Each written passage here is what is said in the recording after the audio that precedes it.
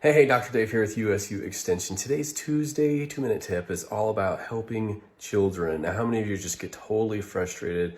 You've got your little children and either they're whining, they're not listening, they're throwing fits, they're disobeying, it's time for bed, and they just turn into little monsters and things. That could be really, really frustrating, right? I remember those days when we had 4 children that were under 8 years old. We had 8, 6, 4, and 2-year-old, and it was just very frustrating. So here's what you can do.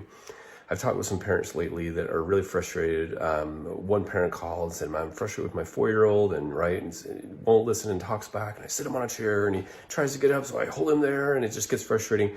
Okay, so the battle, and all of us are familiar with this battle, the battle begins. And so instead of engaging in that battle, try holding up the emotional mirror, because emotions must be dealt with first before behavior can be improved. Emotions must be dealt with first. Those feelings must be understood before behavior can be improved. So that's the real principle. So rather than getting into that battle of wills and emotion, right, that's up at the top of this parenting pyramid that I talked about before. That's correction. And so take a breath, take a breather, and invest more time in building the relationship. So what does that look like? It looks like taking some time each night, and it's going to take work, to read, your children books maybe in bed, and then before you turn out the light, or maybe turn off the light and get a flashlight and just play around with your child for a minute, or build a blanket for it, or play a game, or sing a song, or do something fun and silly.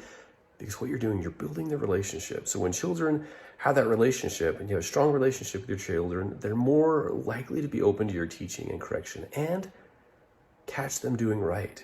When they do listen and they are obedient, just make a huge deal about it and be like, oh my goodness, I'm so grateful. Look at that. You brushed your teeth without me asking, or you got your pajamas on the first time, or got your shoes, or put away this, or ate your, whatever it is, praise it. If you want more of it, then you praise it.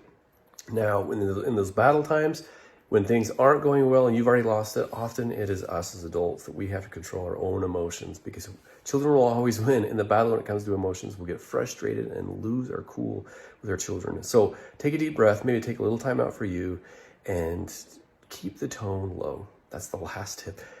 Lower your tone when you're engaging with your children, whether it's teenagers or toddlers. As soon as our tone goes up, we've lost the battle already, because they will shut down, or they will argue if you have some of those children back and forth, and nobody wins.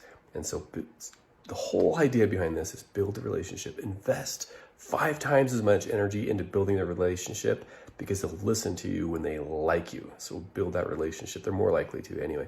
So, and you'll still need to do correction, but just do it with your tone low and be consistent. Enforce the consequences. Don't make the threats. And good luck. I'll continue to share more tips on parenting, because it's frustrating. So that's all for now. I'm Dr. Dave with Utah State in my crazy shirt today, sharing tips to make life great.